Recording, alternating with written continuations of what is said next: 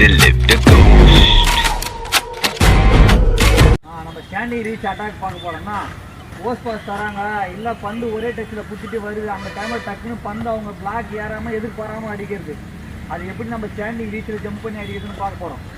Hose pass அடிக்கிறதுக்கு நம்ம பந்து பிடிக்கிற இடம் கரெக்டாக நம்ம லெஃப்ட் கையை தூக்கி மேலே எப்படி இறக்குவோமோ அந்த ரேஞ்சில் இருக்கணும். அந்த பந்து ரைட் கை கரெக்டாக போய் பந்தை அடிக்கிறதுக்கு அப்போ தான் நம்மளுக்கு பவர் வரும். நல்லா பந்தை மேலே பிடிச்சி அடிக்கிறதுக்கு அந்த ரேஞ்சிலே பந்து இருக்கணும். கால் கரெக்டாக இருக்கணும்.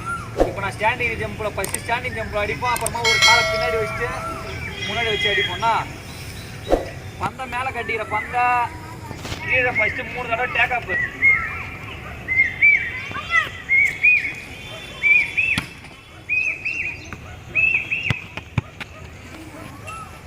திரும்பி டேக்கப்,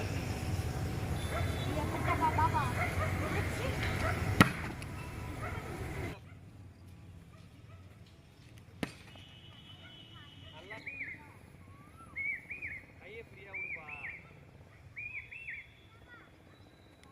இல்லைடா அதை பண்ணி இப்படி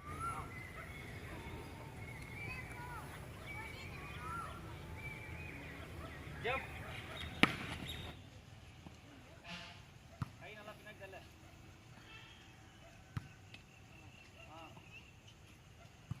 காலை அழுத்தி நல்லா எழுது.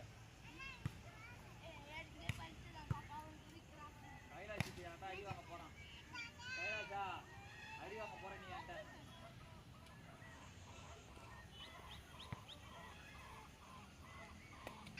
நன்றாசு போய் எட்டாது.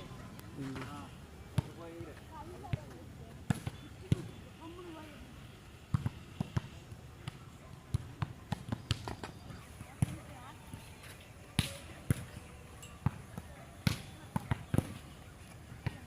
வேகமாக அடிக்கிறதோ அது நம்ம கையில் தான் இருக்குது.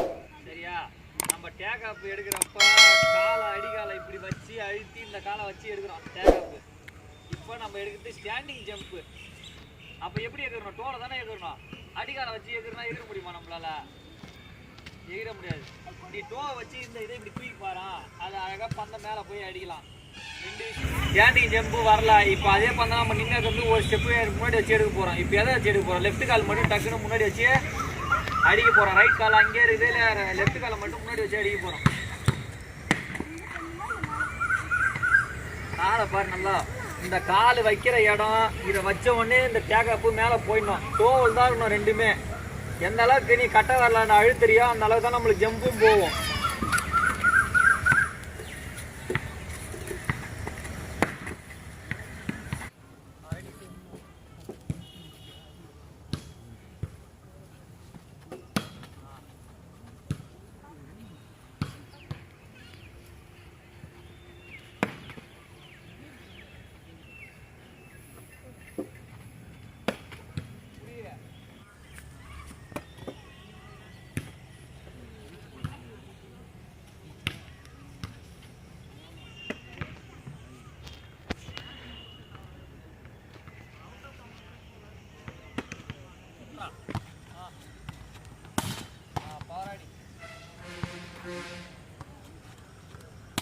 பந்து வர டைமிங்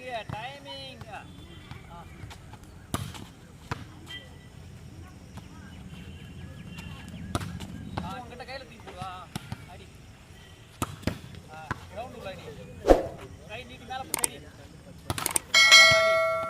பரவாயில்ல, டேபிள் வச்சா பரவாயில்ல. அடி பந்தை பார்த்து கையை நீட்டுறா. கையை மேலே நீட்டு, கையை மேலே நீட்டு, கையை மேலே நீட்டு, கை மேலே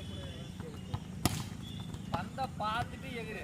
பால் பார்க்காமலே எகிரக்கூடாது. நான் போட்டதுக்கு அப்புறம் பந்தை பார்த்துட்டு எகிரு. ரெடி.